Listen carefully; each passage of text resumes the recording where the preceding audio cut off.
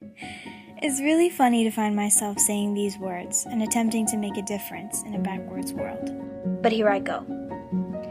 As a young woman growing up in the 21st century, it never ceases to amaze me how quickly people draw conclusions based entirely on how I look. Because I cut my hair slightly shorter, have one more piercing than the typical girl, and enjoy elements of men's fashion in my wardrobe, none of which mean I wish to belittle my femininity, but quite the opposite, enhance it and make it my own, the general hypothesis is always the same. I'm either a confused lesbian or a flaming rebel child, neither of which are true or labels I desire to be associated with.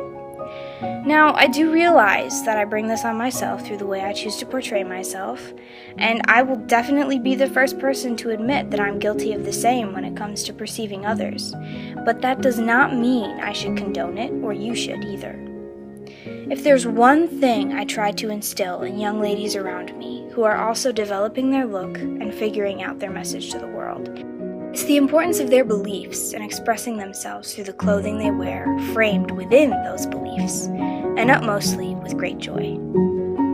To use myself as an example, as a young Catholic woman, modesty and the imitation of our Blessed Mother will always be my first message.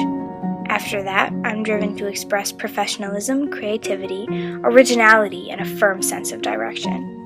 And this is where the masculine elements come into play. Now, this is not to say that women cannot dress professionally or with creativity, originality, and a firm direction.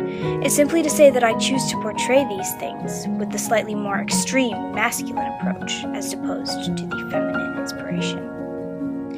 Just because a young woman gains confidence and professionalism through a masculine influence does not mean she is denouncing her femininity, choosing to be a homosexual, or seeking to defy the rules in a rebellious manner.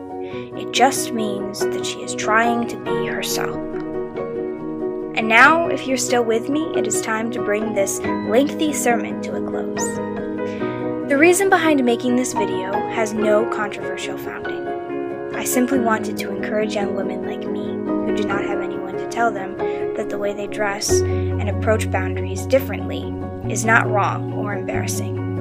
It is to tell them to take heart in their pursuit of self-expression through the beautiful veil of modesty, especially if that form manifests itself in a slightly more masculine way. Always remember to have boundaries that you stand by no matter what, to respect yourself and the image you portray, and most importantly, to always be the best temple of the Holy Ghost that you can be.